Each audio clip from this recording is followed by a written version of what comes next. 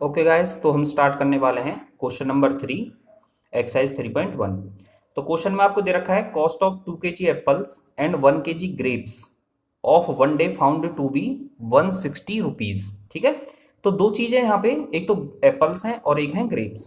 तो हम उनकी कॉस्ट पर केजी मान लेते हैं। Let the cost of 1 kg apples, ठीक है, 1 kg एप्पल्स की हम कॉस्ट मान लेते हैं x रुपीज।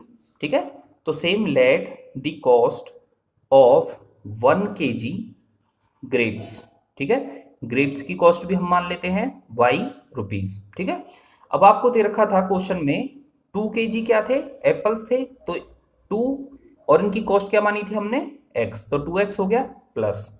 अब बोला था 1 kg ग्रेप्स, तो ग्रेप्स की कॉस्ट क्या मानी थी हमने, y, कितने रुपीज में लेते हैं, 160 में, तो ये हो गई आपकी फर्स्ट इक्वेशन।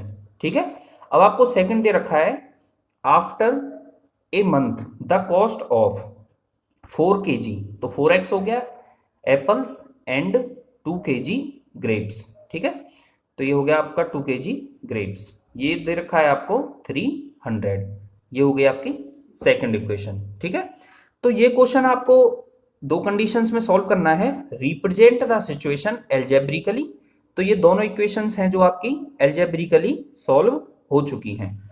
ठीक है, तो एल्जेब्रिकली हो गया है ये आपका यहां तक। अब आपको वो बोला है कि रिप्रेजेंट ज्योमेट्रिकली, तो ज्योमेट्रिकली रिप्रेजेंट करने के लिए आपको क्या करना होगा, टेबल बनानी होगी। ठीक है, तो टेबल बनाते हैं फर्स्ट इक्वेशन के लिए, 2x + y = 160, तो टेबल बना लीजिए इस तरह से। ठीक है, तो ये हो गया x, ये हो गया y। अब देखो, अब हम ले ले x को मान लेते हैं 0। ठीक है, तो इस इक्वेशन में पुट कीजिए 2 × 0 + y = 160, तो ये हो गया पूरा 0, तो y की वैल्यू क्या आ गई आपकी 160, तो x 0 लिया था हमने, तो y क्या है आपका 160। ठीक है, अब दूसरा भी ले सकते हो आप, अगर हम y को ले लेते हैं 0।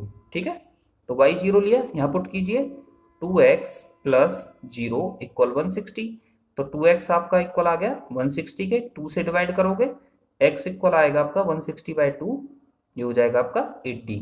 तो हमने y को 0 लिया था, तो x कितना आया था आपका 80।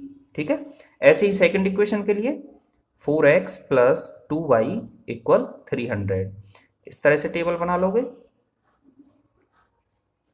ये x ले लिया, y, अगर हम लेते हैं x को 0, ठीक है, तो देखिए ये तो पूरा हो गया 0, तो 2 से आप 300 को डिवाइड करोगे 150 पे जाएगा।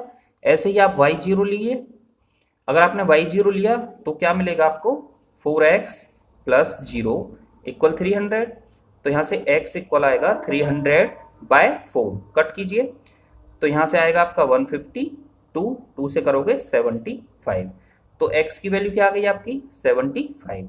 ठीक है, अब आपको क्या करना है, ग्राफ बनाना है, तो ग्राफ किस बेस पे बनाओगे आप, इस तरह से ही इन टेबल्स के बेस पे आपको ग्राफ बनाना है।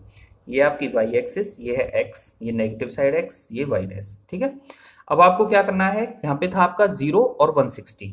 ठीक है, तो 0 और 160, 10 का गैप ले लेंगे हम।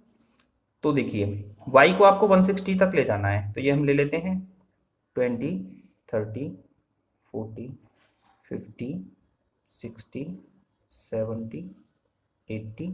ठीक है, और हम ऊपर बढ़ा लेंगे थोड़ा, 90, 100, 120। ठीक है, तो इस तरह से आपका ये कहीं पे 160 जाके हो जाएगा। ठीक है, मान लो यहाँ पे 160 आपका है ना, तो ये हो गया आपका 0,160।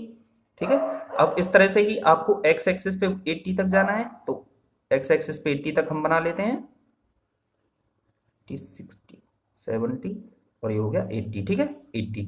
अब देखिए इस तरह से है आपका, तो x, ये फर्स्ट वाली जो टेबल है इसको ही पहले इसकी एक लाइन ड्रॉ करनी है हमें, तो x 0 हो गया, ठीक है, और y था आपका 160, ये हो गया। अब 80 वाले इन दोनों पॉइंट्स को जो इस ग्राफ लाइन के हैं, इन दोनों को आपको मिला दो।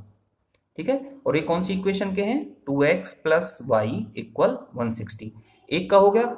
अब जो आपको सेकंड टेबल है इसका भी ग्राफ बनाना है, x 0 है और y है आपका 150, तो देखिए ये है 150 y और x है 0, और ये क्या है आपका x है 75, और y है 0।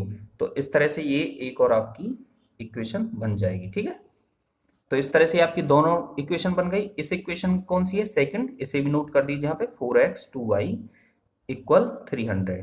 ठीक है, तो दोनों इक्वेशन हो चुकी हैं। ओके स्टूडेंट्स, तो हमने सबसे पहले लेट करते हैं हम इस तरह से, फिर उसके बाद हमने जैसी भी कंडीशन हमें क्वेश्चन में दी जाती है हम ये इक्वेशंस बना देते हैं। इक्वेशन बनाने के बाद आपको एल्जेब्रिकली सॉल्यूशन मिल जाता है। उसके बाद जैसे भी आप टेबल बना के ये ग्राफ बनाते हो तो ये आपका सॉल्यूशन कौन सा होगा, ज्योमेट्रिकली, ये आपका ज्योमेट्रिकली सॉल्यूशन हो जाता है।